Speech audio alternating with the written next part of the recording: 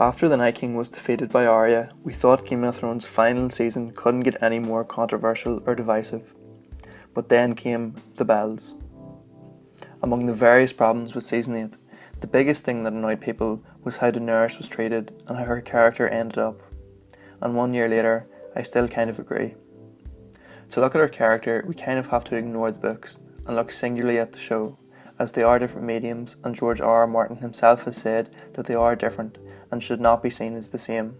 They were used for source material, but now that the show is complete, we can see it in its full picture. So how was Daenerys portrayed in the show, and how convincing was her downfall? Many would say, not very. There are three main cornerstones of Daenerys' character throughout the series. We have her dark side, her heart, and her entitlement.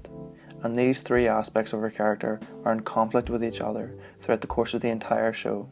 Well, almost the entire show. Each of these three aspects of her character were portrayed very well in Season 1, and we get a full view of her character. When we first meet Daenerys, she is basically her brother's slave, and sold off to a warlord in exchange for his army and the promise of the Iron Throne. At the start of Season 1, we don't know that much more about her, except for the fact that she's a Targaryen, and her tyrant father was overthrown, and she was exiled to the far side of the Narrow Sea. She gets abducted into this new society, and finds her feet and becomes a strong individual amongst the Dothraki. The first hint that we see of her dark side is when Khal Drogo kills her brother Viserys. The thing that is most telling about this scene is Daenerys' reaction. She has a blank expressionless face, and her only remark is, "He was not a dragon. Fire cannot kill a dragon." So here we learn early on that she has a dark side, especially when it comes to those threatening her and the ones that she loves. But what contrasts to this dark side is her heart, as she tries to save the women from being raped from the Dothraki at the end of the season, which didn't really end that well for her. We also get to see that she wants to go home, and she wants the Iron Throne, as in her mind it is her birthright, because of her family history. Her son, Rhaego, is pronounced the stallion that will mount the world, and she convinces her husband to give her the Iron Throne. So here we also see a hint at her entitlement in Season 1. Even in the first series, we get to see these three characteristics in conflict. At the end of the first season, she begs Khal Drogo to spare the women that his riders want to rape. Yet if she expects to gain the Iron Throne, Westeros will be salvaged by the Dothraki, and countless more women and children will be slaughtered and raped in the process. As the series progresses, we see each of these three aspects highlighted and explored.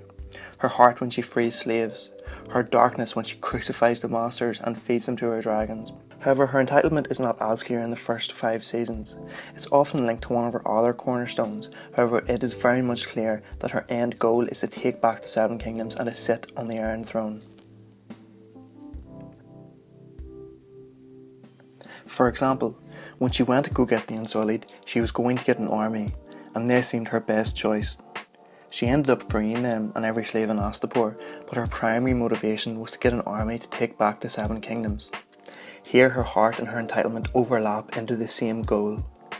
Throughout the following seasons, we see how her character develops and struggles with the challenges of morality. She wants to be on the right side of things, but that isn't always possible. She knows that the killing pits are wrong, but she reopens them in an attempt to help her real Marine. We also get hints at her darker side growing throughout seasons 4 to 6. After Jorah's betrayal, Daenerys is shaken. Her closest ally and friend had betrayed her from the beginning, and that shook her world. This has an effect on her, and she is far more wary. At this point, her head starts ruling her heart, and her dark side is far more apparent. She feeds innocent masters to her dragons after the death of Sir Barristan Selmy. In Season 6, she returns to her roots and adds the Dothraki to her forces. She does little to critique or change their culture. In fact, she embraces their savagery.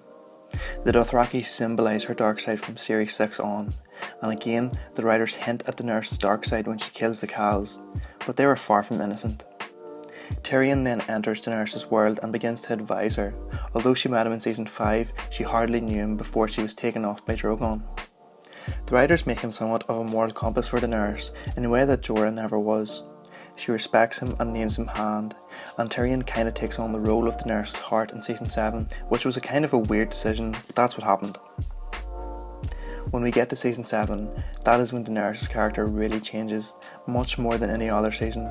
Despite not really knowing Tyrion that well, she now trusts him completely, and he has such a large influence on her. Daenerys has always listened to her advisors, but she's her own woman and has always forged her own path.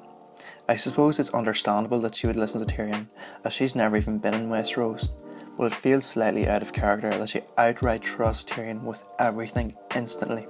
Season 7 is when Daenerys' character kind of goes out the window and her entitlement gets full focus. Throughout the previous seasons, we know that her final goal is to seize the Iron Throne, but she always decides that the best way to achieve her goal is patience. She decides to stay in Meereen, to learn how to really rule and to improve the lives of the slaves. Even when she escaped the fighting pits with Drogon, she was in no rush to take Westeros. But as soon as she lands in Westeros, she claims the whole country as her own and brandishes anyone that disagrees with her as her enemy. I mean, her catchphrase for the entire season is "bend the knee." It's like all she ever says. Like, sure, she always thought that she was a saviour, but she was never outright obnoxious and oblivious to the current state of affairs when she interjects herself into the situation. When she took Meereen, she wanted to free the slaves. There isn't slavery in Westeros. It might not be an amazing place to live in, and justice might not be fair, but she wants to take Westeros, as she feels it is her right to own it, rather than make it a better place, even if that is the justification that she uses for her right to own it. Sure, she wants to make it a better place, but the journey is just as important as the destination. I don't think that her character had a natural progression to this point. She was always entitled and proud, but she never made enemies of those that weren't on her side. Tyrion convinces her to be reasonable with Jon Snow, and she agrees to give him the Dragonstone that he needs. We see the conflict between Daenerys' dark side and her heart in Season 7 as well. At her council meeting, she enforces that she is not here to be Queen of the Ashes, clearly a sentiment given to her by Tyrion. But after she hears of the defeat at Casterly Rock and the capture of Ilaria and Yara, she wants to fly her dragons to the Red Keep. So she turns to Jon for advice. Why Jon? She met him 1 episode ago. Why would she take his advice? She hardly knows him. Surely at this point, her ambition and frustration would take over and she would just fly to King's Landing and kill Cersei. It's not like she even had to burn the whole city. She could literally just destroy the Red Keep and King's Landing would have been fine. At this point, I think the writers had to make up some reason to keep Cersei hanging around King's Landing for 2 seasons, because if you followed the same realistic style as previous seasons had, where characters fall left, right and centre, she would not have lasted this long against Daenerys. Daenerys has always been cool and calculated, but Westeros has tested her in new ways, and she comes across as downright stupid in this decision. So instead of going to defeat Cersei, she decides to ride out to Highgarden and destroy the Lannister forces. I don't know why or what was achieved other than revenge, but she did it. After the battle, she decides to execute enemy soldiers rather than imprison them, and treats them to a similar fashion as she did with the masters in Essos. However, these were prisoners of war, not slave owners. Why would she want to burn them? It's clear that the writers wanted to show that her entitlement to the Iron Throne is on top at this point and she really wants to win this war. So after this battle, we get to see Tyrion and Varys' discussion about Daenerys' actions and how maybe she might be leaning more towards the dark side and might be slowly becoming a tyrant. Now, in Westeros, prisoners have never been treated fairly and equally, and all rulers have been cruel at some point. I don't see why this is such a big deal, but the writers are obviously trying to hint to us to the future of Daenerys' character. Daenerys then agrees to Tyrion's crackpot plan to steal a white and bring it to Cersei. Tyrion should know that of course Cersei wouldn't help and she would do or say anything to destroy her enemies, but his decisions is another topic for another day. In the 6th episode of Season 7, Beyond the Wall, Daenerys gives in to her heart and ignores Tyrion's pleas to not go north. Jon and Jorah are up north and she wants to go up and save her friends despite the risk to herself. She loses Viserion, her child, and determines that she will destroy the Night King and his army with Jon Snow. The season ends with the confirmation of Jon and Daenerys' love. This is the only choice in Season 7 that seems to fit in with the character that we have grown to know over the past 6 seasons. It's clear that she respects Jon's loyalty and honour and is attracted to him, and it doesn't really kind of come out of nowhere. So, by the end of Season 7, Daenerys has found a lover, lost a child, and decided to halt one war to fight another. A bit shaky and out of character, but it sets up for the final chapter of the show. Then we get to Season 8, and her character really begins to suffer.